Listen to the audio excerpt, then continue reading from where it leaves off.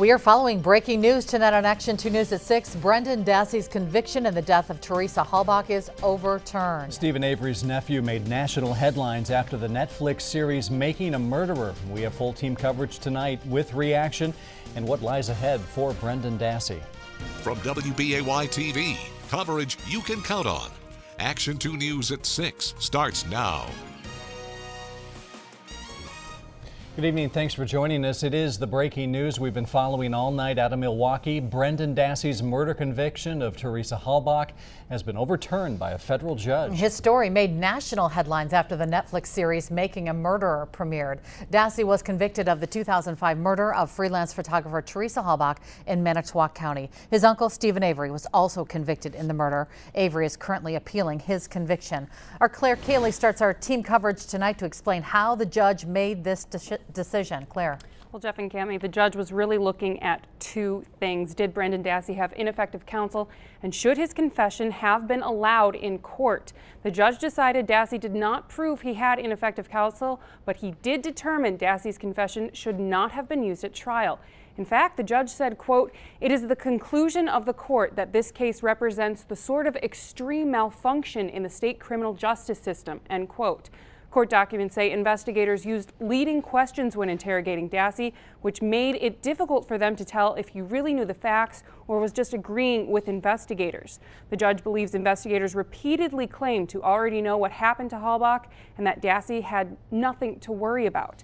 The decision states the repeated false promises made by investigators, along with Dassey's age, intellectual deficits, and lack of a supportive adult, led the judge to decide the conviction was involuntary. A lot of people asking the question now, does Dassey go free? We looked into that, and the court documents say that the state has an option to appeal the decision, or they have 90 days to retry the case. What if that does not happen? If that doesn't happen, Dassey will be released from prison. All right. Thanks, Claire. Claire, thank you. As this breaking story unfolds, we've started to get reaction from those involved. We were actually there when one of Stephen Avery's brothers learned about Dassey's overturned conviction.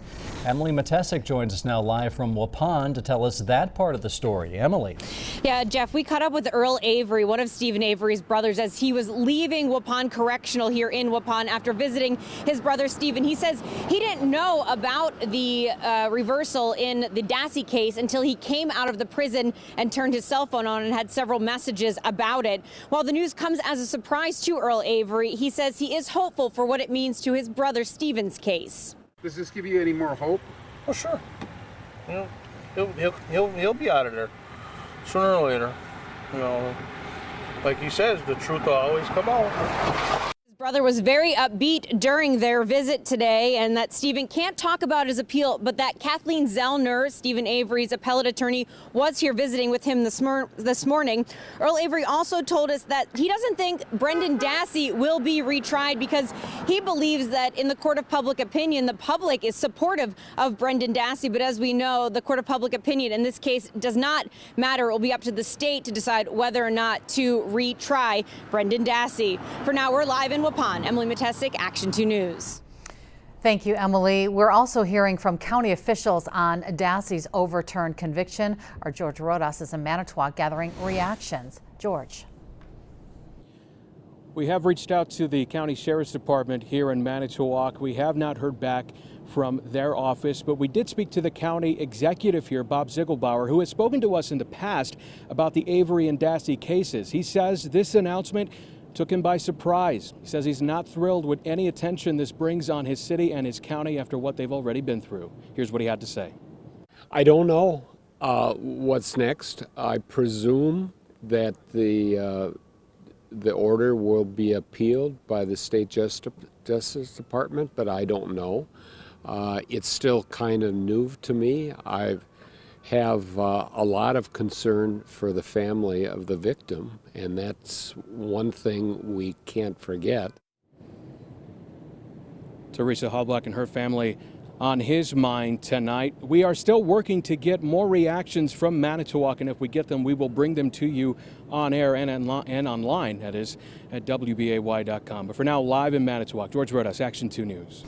Thank you, George. Well, the news of Brendan Dassey's overturned conviction leads many questioning what is next for both Dassey and Stephen Avery at this point. Michelle Clemens joins us live in the newsroom with what she found out today. Michelle. Cammy, we've reached out to at least a dozen people related to the cases, including Brendan Dassey's lawyers, one of which is out of town, but says he's aware of the ruling. We hear from him soon. We also reached out to Stephen Avery's attorney, Kathleen Zellner. She says she was in Wisconsin visiting Avery today and says he is happy for Brendan. She says in a statement, quote, "We know when an unbiased court reviews all of the new evidence we have, Stephen will have his conviction overturned as well," end quote.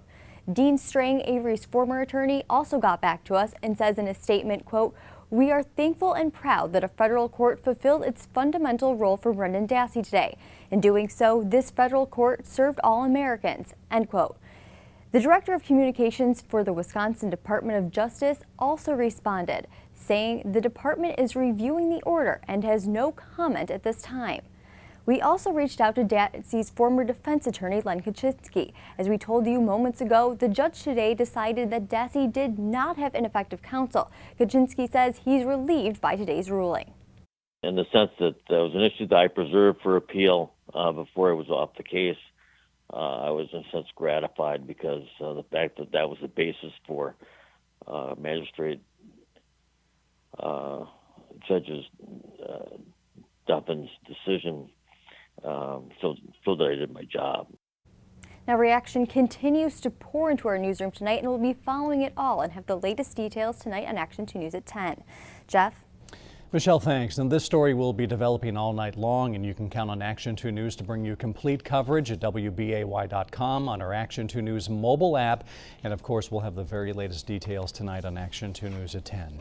Well, there looks to be a few spotty showers tonight. A football game going on. Meteorologist Jenny Curtis in Storm Center 2 tracking conditions before kickoff. Jenny. That's right. And as we look over toward Lambeau Field here in Green Bay, our temperatures at 73, our dew points at 69, so it feels humid out there, but we haven't seen these showers just yet. In fact, we've actually seen some showers go on either side of Green Bay. So let's look at Viper right now. Right on both sides of Green Bay, there's one shower that's just off to our east, another one just off to our west. So as of right now, we're sort of lucking out. But you'll notice there's plenty more scattered showers further to our south. And so there's a spotty chance for a shower to move through Green Bay today. Now, we still have that chance across southern parts of the viewing area. We are starting to see some of this dissipate. Now, we're starting to lose our daytime heating. We'll see some of these dissipating through the evening, but there's actually quite a few more storms sitting off just to our west, and those will be moving through later tonight. So we're still not quite done with our rain chances, but at least through this evening, we should see some spotty showers and more scattered showers developing later tonight. Back to you. All right, Jenny, thanks. And we are just 30 minutes away from the Packers' preseason opener against the Cleveland Browns. As you remember, of course, they were supposed to play in the Hall of Fame game last week. It was canceled, though, because of those poor field conditions on Sunday. But tonight, we're getting a first look at the team in action here. Caitlin Sharkey has more on what we can expect to see on the field tonight. Caitlin. Cammie, Aaron Rodgers was scheduled to sit at Canton, and it appears he'll get tonight off as well. With backup QB Brett Hundley still out with an ankle injury, third stringer Joe Callahan will certainly get a chance to prove himself tonight. Callahan threw for 5,000 yards and 55 touchdowns at Division III Wesley College last year, once tossing 8 touchdowns in a single game. Now, he may not be ready to put on that type of show in his NFL preseason debut, but he's come a long way since rookie camp. You know, that first day coming in, it was so much being thrown at us. But a couple months later, I feel a lot more confident. You know, I've had the plays installed a few different times now, and you know, I'm not hesitating, or you know, I feel like I'm able to pin my ears back and play a little bit more right now. And as expected, a pretty lengthy inactive list for the Packers tonight. Of course, Rodgers and Brett Hundley, but Randall Cobb, Clay Matthews, Julius Peppers, Sam Barrington, and Jeff Janis, just a few of the names on the list with just under an hour till kickoff. The team has just taken the field for some early warm-ups. I'll have more coming up in sports. At Lambeau Field, Caitlin Sharkey, Action 2 Sports. All right, Caitlin, thanks. New developments tonight on Wisconsin's voter ID law. The state filed an emergency request asking the courts to keep the current voter ID law in place. for the November election. 2 weeks ago, a district court judge upheld Wisconsin's voter ID law as a whole, but called for an overhaul of some of the state's election procedures ahead of the November election. The state appealed the ruling and asked that the current law remain in place while the law was going through an appeals court. Yesterday, a judge agreed to keep a small part of those procedures in place for November, but today the state asked the court to keep all of those procedures in place for November. For anybody who maybe hasn't gone out toward Lambeau Field just yet, but is a ticket holder, well, we have a few showers. There's one that's been moving just to our east and another one that's moving just to our west. So at the moment, they're doing a nice Green Bay split. That's perfect, right? But we could still see a few spotty showers out there through the rest of the evening. You'll notice there are still some down toward Appleton, Oshkosh, and into Fond du Lac. And we're actually not even done after those move through because we have a front draped across Minnesota and Wisconsin. That's firing off quite a bit of rain. So our biggest threat later tonight would be some heavy rain, as this is going to push across the state late tonight and into early tomorrow morning. Temperatures in the lower 70s over near the lakeshore. We have 73 right now in Green Bay, 77 still though in Shawano, and 76 in Wapaka. Our dew points are higher, so while our temperatures are fairly comfortable, the dew points not so much. They've been in the upper 60s to low 70s for this evening. They should still remain higher tomorrow and even into Sunday. Still going to feel slightly humid out there. Here's Storm Center 2 pinpoint predictor with those showers through this evening moving across southern parts of the viewing area. Later tonight, all of that rain that we just saw on Viper is going to move into central Wisconsin late tonight. The Packers preseason kicks off at the top of the hour. It's competitive-ish football for the first time since the overtime playoff loss in January. The big-name starters may not play much or at all, but it's still a big night. Caitlin Sharkey joins us live with a final pregame preview. Caitlin. Dave, following last week's canceled Hall of Fame game, Coach McCarthy said the opportunity was lost for those rookies looking to get game reps that week. But fortunately for those younger Packers, they still have 4 preseason games remaining, including tonight's preseason game against the Browns. And while some were disappointed, the veterans agreed they can earn their roster spots in practice every day. The preseason game gives the atmosphere, but as far as personnel and scheme goes, you can't look too much into what a team brings to the table. And the practice reps are really important. We're playing against a great defense every single day, so got to see it in practice. Want to get on the same page, but those reps are as important as a game, because the other misnomer about the preseason is nobody shows anything. Even that third preseason game, there's not going to be a lot of crazy things being shown. I mean, it's not like we can go out to practice and watch film of our defense, what they've been installing that day. You just kind of show up and you have to adjust to whatever blitz they want to bring that day, whatever they want to run. And it's good training because it doesn't allow you to really foreshadow what they're going to do. You just got to go out there and you got to play fast like you do in games. So you got to make quick adjustments and get ready to go.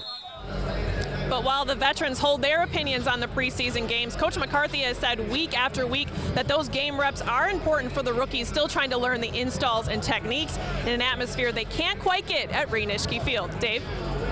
Thanks, Caitlin. Down in Madison, the Badgers have 5 days of fall camp under their belts as they continue to piece together both sides of the ball. On defense, all eyes are on new D coordinator Justin Wilcox.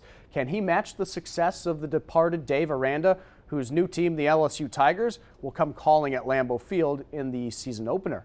The Badgers had the #1 scoring defense and #2 overall defense last year. I don't think the players really look at it like as a thing of pressure or trying to think about last year, because last year's last year. We're a new team, we're a new defense, got a new defensive coach, and I think one of the big advantages to us is just as a unit we kind of gel together, and we try to make practice fun, and we try to carry that over to the game. Unlike last year, they don't just have one big SEC opponent to start and then the easy Big Ten schedule. They've got to play some of the big boys like Ohio State and Michigan this year. Serious business. Yes. Thanks, Dave. A recap of the breaking news we've been following all afternoon. A federal judge in Milwaukee has overturned Brendan Dassey's murder conviction. A judge ordered Dassey be released from custody unless the state moves to retry him within 90 days of Friday's ruling. He will not be released until the appeals process is finished, though. Dassey was sentenced for the 2005 murder of freelance photographer Teresa Halbach in Manitowoc County. His uncle, Stephen Avery, also convicted in that murder. And court documents say investigators used leading questions when interrogating Dassey, which made made it difficult for them to tell if he really knew the facts or was agreeing with investigators. The decision also considered other factors like Dassey's age, intellectual deficits, and absence of a supportive adult. Those factors led a judge to determine that Dassey's confession was involuntary. We have full team coverage on this story. Look for updates on Action 2 News at 10 and online.